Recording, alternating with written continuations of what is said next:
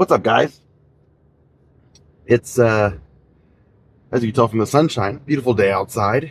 We're heading to the gym now, a little bit later than usual, but it's all right. We'll take it.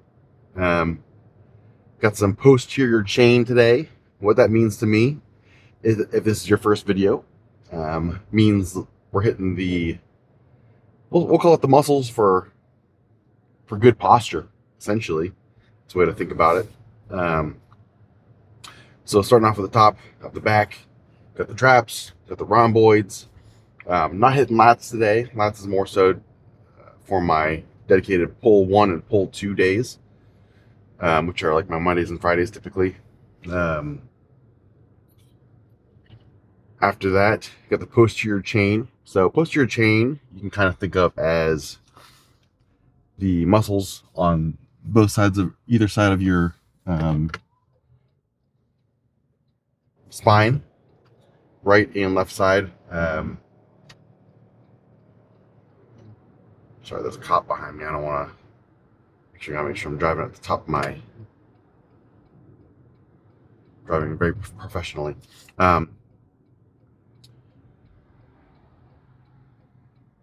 Just a state trooper. You don't got no jurisdiction here. Okay, so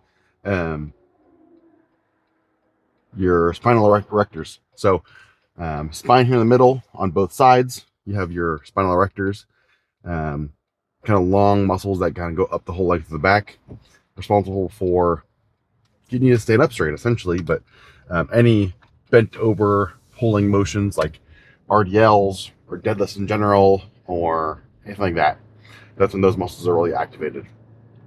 So gonna be hitting some hopefully heavy RDLs. We'll see. I mean, I'm feeling pretty good. RDLs is always one of those things where I don't know how much weight I'm going to put on there until I actually get there. It's like some days, even when you feel really good, you get in there and weight just feels really heavy. Other days you're like, I don't really feel too great. But then you pull 525 for 8, which is how it was like last time I did heavy RDLs. Kind of is what it is. Who knows what today's going to bring. We'll test it out a little bit. And then finishing off the posterior chain is kind of some glutes and some hamstrings. So those ones are pretty typical or pretty simple. Might even throw some calves in there. Calves are another muscle group similar to this, like the delts, where you can train them pretty frequently, and still get frequent growth without having much concern for overtraining. So you never have calves that are too big, unless they're bigger than your quads. But that's a long way to go. It's a little bit excessive in that case. So we'll finish up with some calves as well. Hazard reported ahead. Sorry about that. I had my voice navigator thing kept coming up. Either way, so finish off with calves. And that's kind of, I mean, looking at the back of a anatomy chart, that's everything besides lats on the back and some rear delts. Some of that will be strained a little bit when you're doing like RDLs, stuff like that, just as accessory muscles. But the primary groups I'm working on are what I just listed. So yeah, things are going really good. I'm on my shift at work where it's an admitting shift. For those of you that are not medical or don't know what that means, essentially, patients go to the hospital, go to the emergency room, are evaluated. If there's something concerning where they need further workup or just not safe to go home, list goes on of things that can bring someone into the hospital. I'm an internal medicine physician, so I admit them into the hospital, and so I'm the one that takes care of them on the floors of the hospital. So it kind of goes from ER. We'll start with this ER triage, where you're out in the waiting room. Then you go to the ER, where you see a physician or NP, PA, which is ultimately overseen by a physician anyways. Admitted, and that's where I come in. So I admit the patient, and the next day there's a different physician that rounds on the patient throughout their hospital stay. So it's a very clean little system. Goes from person to person to person. Gotta make sure you have very specific, clear, precise notes. That way, there's nothing missed from person to person handing off. Uh, Anyways, that's the shift I'm on this week, and it's from 2 p.m. to midnight. So that means getting home late. That means in order to get enough sleep, I gotta have to wake up a little bit later than usual, and then get to the gym, get back in time. My work is about 45 minutes away, depending on traffic. So I gotta leave 45 minutes earlier than if it was closer. So sometimes that makes me leave at like a little after 1 p.m. Not getting home until almost 1 a.m. Is what it is, you know. So in that time, depending on the day, it's just sometimes work is crazy. Sometimes work is you're admitting anywhere from, I don't know, 18, 20 patients a shift sometimes. Typically, for reference, one patient per hour you're at work is probably an average day, I would say. Sometimes there's a little bit more than that. It's like 1 to 2 an hour sometimes. But if you're getting like 2 admissions every hour on the hour, there's no downtime, especially because you're also covering the patients that are currently in the hospital, putting orders in for them, seeing them if there's like nursing concerns and stuff. So it's never just only seeing admissions. There's where you're talking to transfer centers from other hospitals or other ERs that patient needs to come to your hospital. So, and then the patients are transferred to a room, and you're seeing them already in the room as well. So patients from the ER, patients in the room, talking to transfer centers, taking care of current concerns of nursing of patients that are in the hospital already. So like ICU patients overnight, if there's issues with the ventilator or their blood pressure or things like that. That's what my job is. So sometimes some nights are pretty chill overall. A couple calls from the floors for concerns, a couple admissions, not too bad of a day. Other times it is just, you get there, you just don't stop. You don't sit down. And that's kind of what it's been like, at least yesterday when I was there. So I wasn't able to eat one of my main meals. I do bring a shake instead. So I can at least get my protein goals that I need to hit in a day. But sometimes I just don't get all the carbs I'm supposed to have. And so it's kind of put me on a unintentional diet, I guess, where I'm up walking around doing more things in the hospital, which burns more calories, and then not eating as much. So calories in, calories out. My equation is not balanced, so I'm losing weight. So we'll see where I end up throughout the end of the week here when I check in on Friday, end of the week. I mean, that's in 2 days. Today's Wednesday. I'm not sure what day this video will actually go up. Hopefully today. But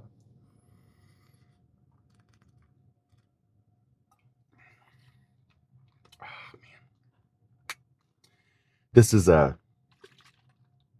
2 scoops of hydraulic, the Action Sledge non-stim pre-workout, and 1 scoop of, not really a whole scoop, more like 3/4 of a scoop of their intake, which is their all-in-one pre-workout. Has some caffeine, I think 200 milligrams of caffeine, has some pump products in it, has a little bit of everything.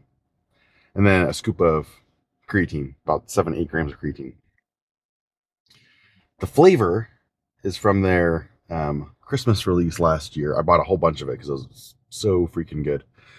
But it's like they did a collaboration with National Lampoons. So it's the green gelatin flavor. And actually in the pre-workout powder itself, they put like the lime green candy inclusions in there.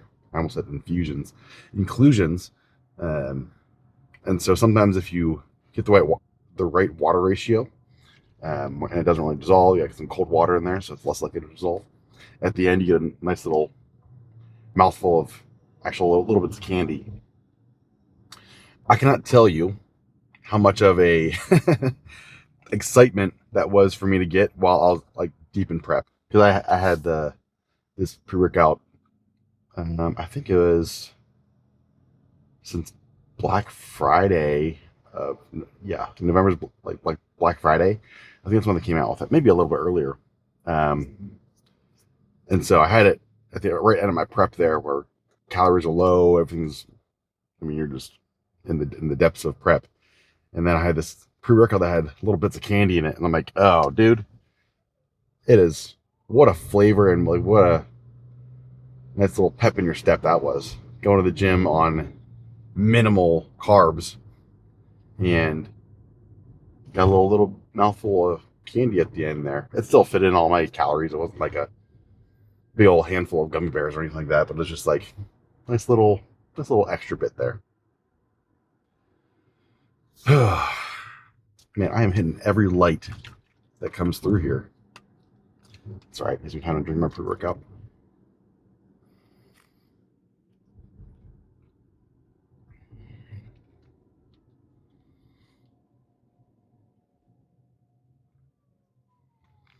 Oh, another news, Action Stud related, if you're interested. Um, Coming out with an omega supplement as well, omega threes. I have a Instagram reel that I'll post here as well about omega threes. Omega threes are very underhyped, I believe, in the fitness industry, especially for um, high level bodybuilders. Not underhyped as in, I know quite a lot of them do take them. Underhyped as in people take them without understanding the actual benefits of them. So they're doing the right thing. They're not missing any benefits of it.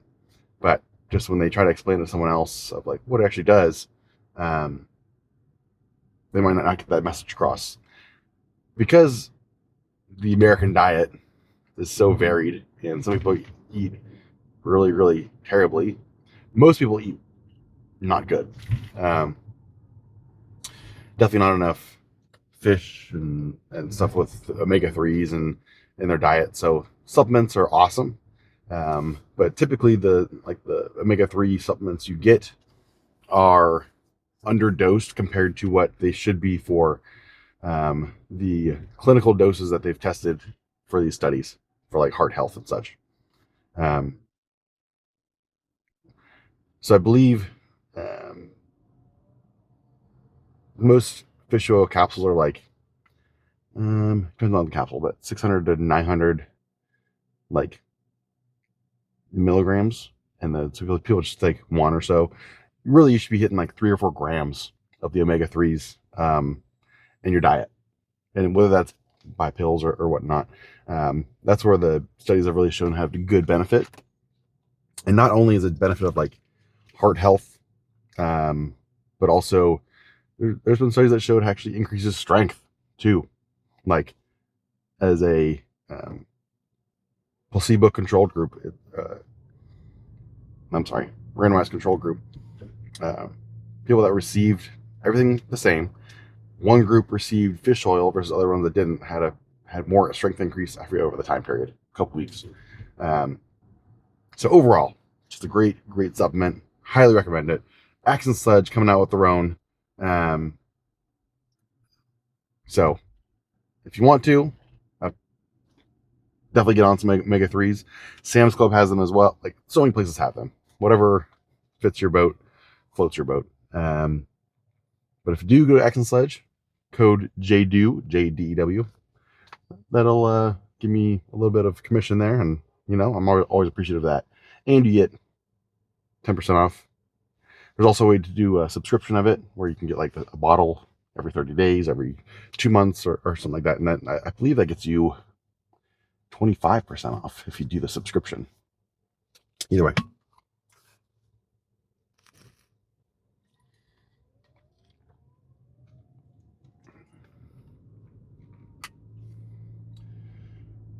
I mentioned it before, but my coach, really great. So his name's Colton.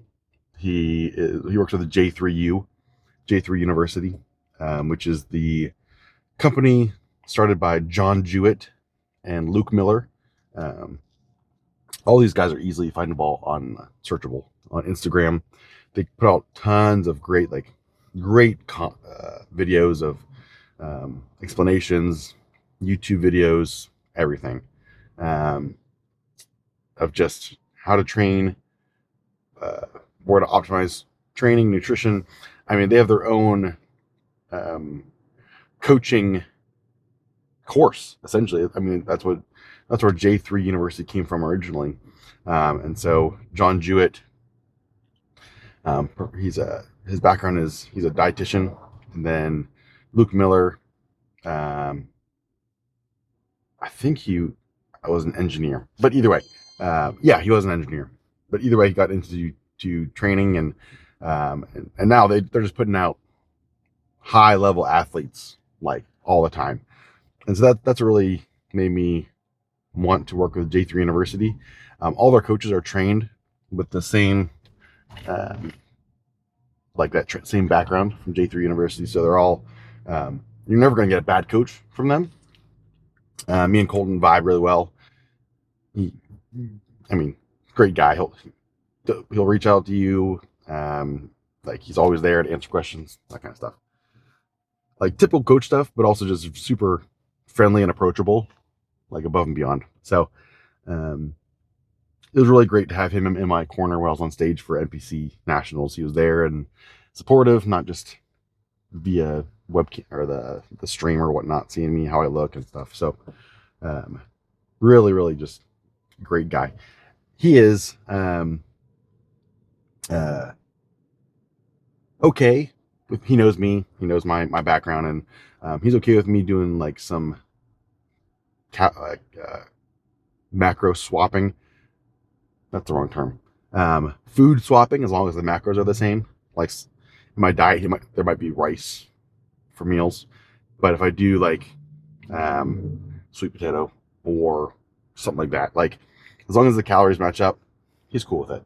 Now, when it comes to prep and stuff like that, personally, it is just so much easier to just stay on one meal and not do any of the carb switching, macro matching, stuff like that. In prep, keeping all variables the same, you want it to be kind of boring. If it's not boring, if you're looking every day of like, oh, I can switch out my rice in my last meal for Fruity Pebbles. Carbs is carbs, right? You know, it's just I can get some sweetness in my day, and just it just tastes so much better, and I'm craving that. That's the wrong way to do it. It'll feel so right. You'll be like, oh yeah, there you go, matching my carbs up, no problems there. Everything's equal. I can get a little bit of sweets, staying on track with my diet, and then you do it, and you realize that bowl of fruity, sugary cereal you just ate, it doesn't keep you full. And so a couple hours later, especially if it's like a meal at night, you wake up in the middle of the night, you're starving. You know how hard it is to go to sleep and fall asleep when you're starving on prep? You're just like sitting there awake, waiting for the morning for your next meal. If you wake up hungry, you know, it's just like it's your body telling you, like, hey, you need to eat something, so get up and go hunt for it. But obviously that's counterintuitive to the goal we want to achieve. So you kind of just sit there, try and relax, try and go back to sleep, but really it's just super hard. Now, if you took that same cereal and put in oatmeal, flavor with some protein, so you get a little bit of protein in there with your slower digesting carbs. You wake up in the morning and you don't feel super hungry. I mean, you might start to feel a little bit hungry when you wake up, but you're not waking up in the middle of the night. Man, I wish I had another meal right now. I wish I had another bowl of cereal. Like you're content. It just puts you in a way better spot to stay on track. And so that's a big part of it is, um, yeah, off season macro matching. If you find something that's more calorie dense, um, like me, I mentioned this in the last video. Sometimes I'll struggle with the volume of food um, in the off season. So if I can find something that's more calorie dense, even like sometimes that means not as much chicken, but a protein shake, or switch to the carb source, or instead of some fruit, I put in some dried fruit because dried fruit is a lot more. Obviously, it's dehydrated, so there's not as much volume to it, but they're very calorie dense. Just stuff like that. Off season, yeah, you're doing whatever you can to make sure you're getting all the nutrition and calories you need. Prep though, you're making a mistake if you can um, just throw in whatever foods you want to macro match. Not making a mistake as in if you can truly stick to it. Like if you really only do eat that one bowl of cereal and stuff, you're not messing up. The calories are the same, but you're just putting yourself into a hole where you're gonna be craving a lot more sugary, junky foods with that situation. So that's my view on it. If you're gonna calorie match, do something like at least with some more volume. Like this, like some people do instead of rice, they'll do potatoes. Um, the problem with that, not the problem, something you gotta look out for. It's depending on how you cook the potatoes. Like, say you're making like homemade French fries or something like that, or um, I don't know, whatever it is. We'll use French fries as an example. Um, Rice, when it's cooked, rice is rice. The weight of that rice cooked isn't going to change. Now, potatoes, you can take 100 gram of potato.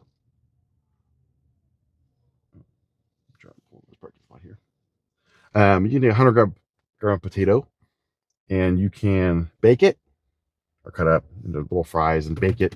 And it can come out to, I don't know, let's say 70 grams after some of the water's cooked off. You got some crispiness to it. But hey, look at that. You can also cook it for a little bit longer.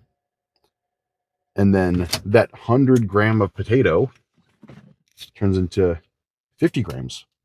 And then if your diet says you can have, or if your calorie tracking app says 50 grams of potato has this many calories, because it's assuming you're only cooking it to a certain point where it still has some fluid in it, the calories are going to be off.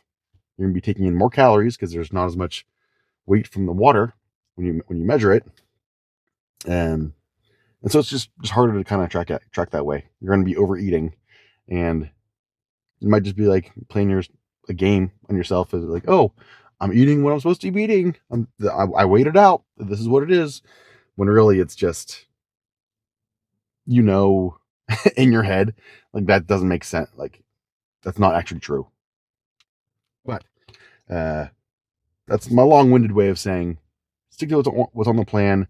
Find meals that are easy to track, not super. We'll call it not super good tasting, but I don't know, just craving. You're not really trying to hit that because it can definitely lead you down the wrong road of then now you're craving other stuff. Ooh, I can probably fit some cookie dough in my diet too. I just won't eat my last meal. I'll have a protein shake and some cookie dough. That's great. That's calorie matching. Just put you down the wrong road. And we all know that's not going to work out too well. So let's head in there. Let's last little sip of pre-workout here. Let's go pick some heavy weight up. Let's do it.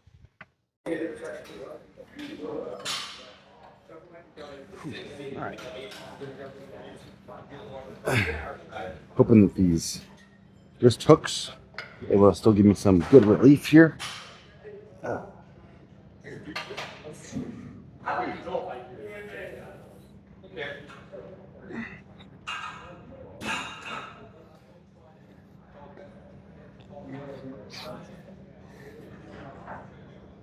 So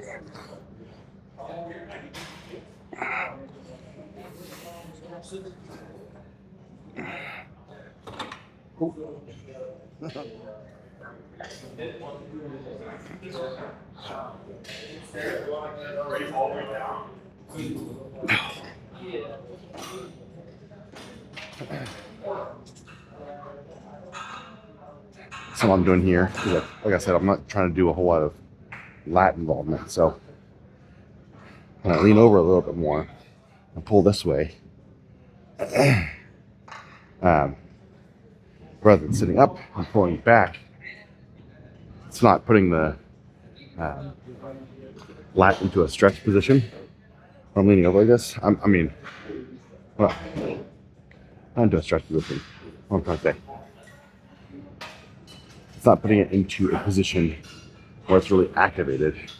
Like this, you're kind of pulling back, really just hitting the traps and the rhomboids.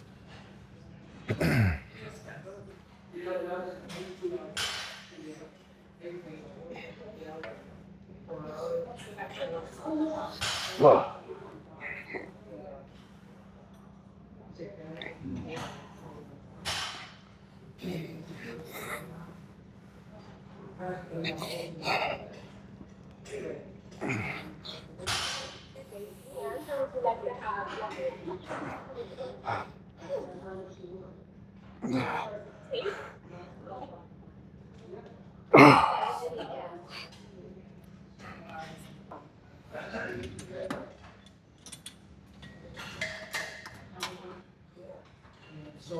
So happy with these freaking hooks, man. They do make my hands get a little bit numb. They're so tight sometimes. But it's kind of how it has to be. We're taking the the hand grip out of the scenario. Got me hitting from my wrist so they're not sliding off.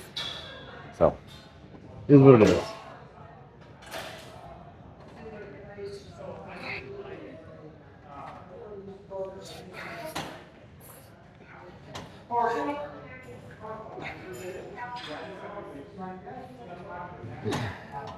I should have adjusted the seat. Move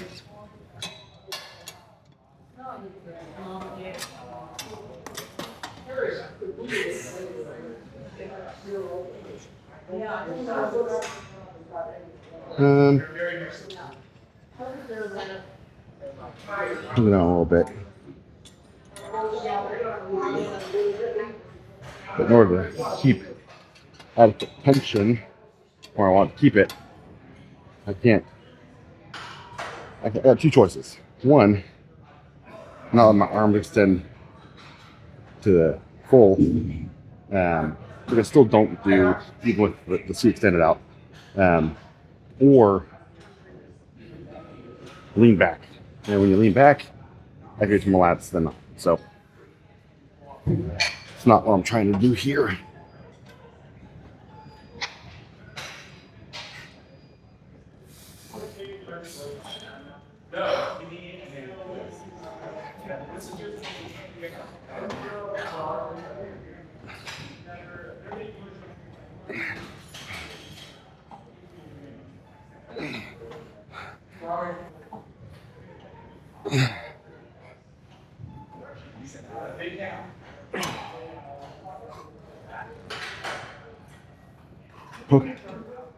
Got a pretty sick rhomboid pump now. It's a hard muscle to kind of focus on, specifically when you're training. But keep thinking about bringing your scapula together. That's the biggest tip. All right.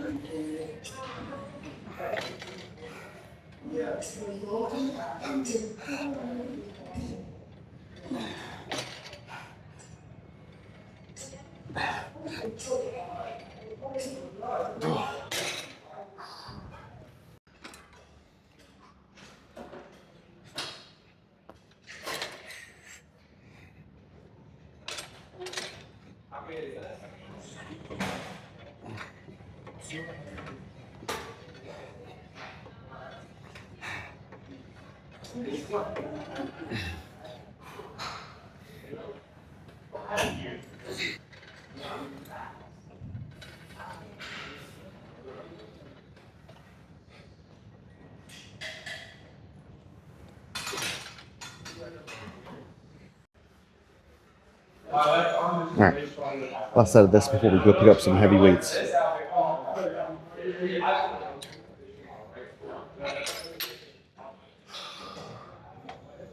Really trying to push your hips into the pad and keep it there to apply pressure to the right spot.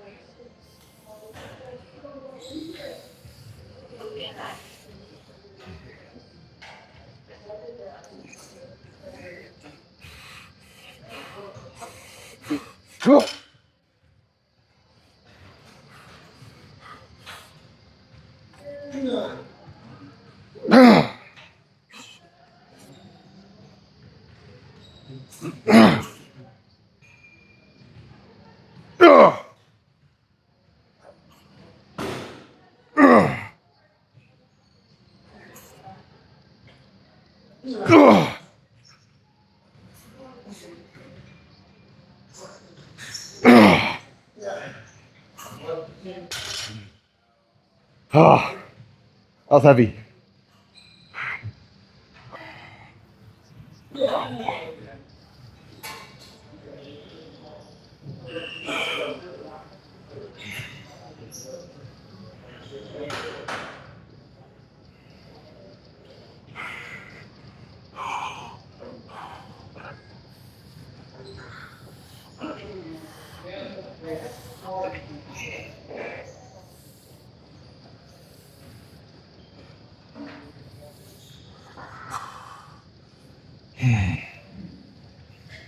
Oh.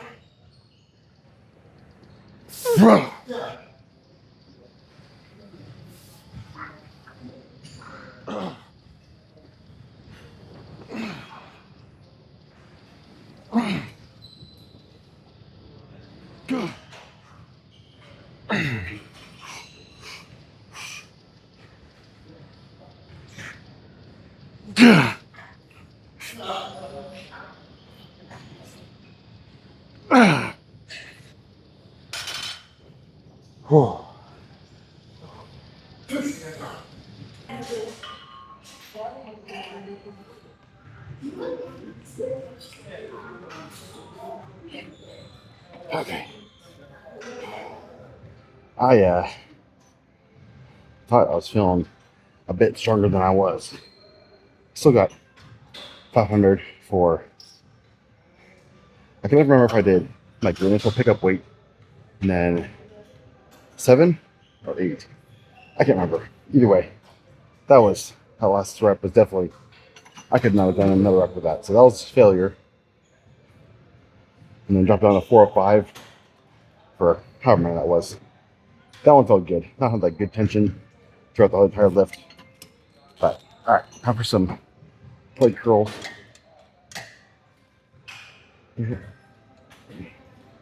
Change this a little bit. Yeah, try that.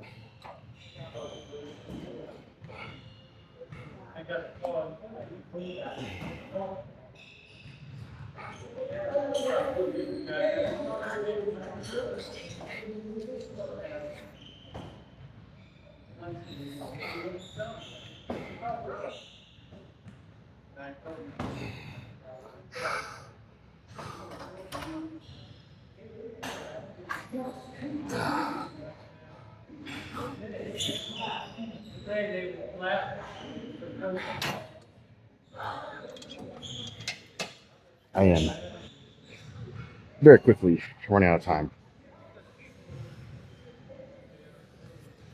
I've said this in previous videos. Taking time between sets to rest, definitely important.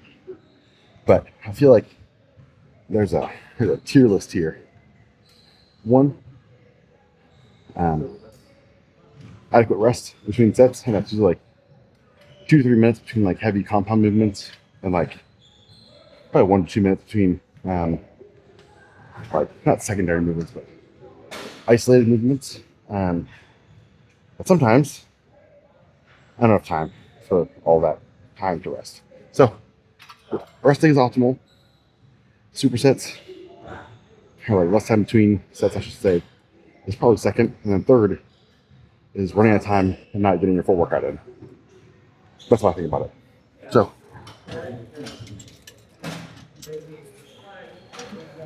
let's hop in another set here.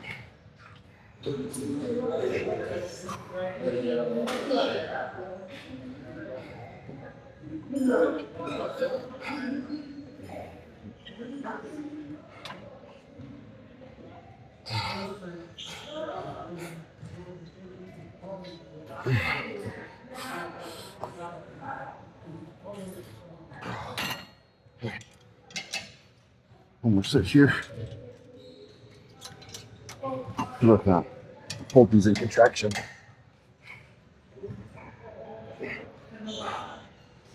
Oh.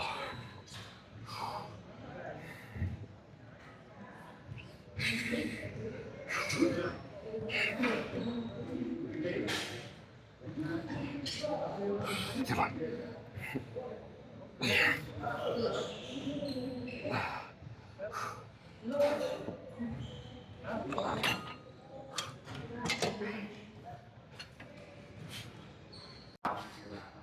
All right, guys. I hopped in with someone else for some leg extensions. Didn't want to film that because that's kind of disrespectful. Just hop in with someone and start filming. But I'm out of here. Hit some calves as well. That's all I got. As always, eat big, sleep big, get big. Be the light, pass it on. We'll see you next time.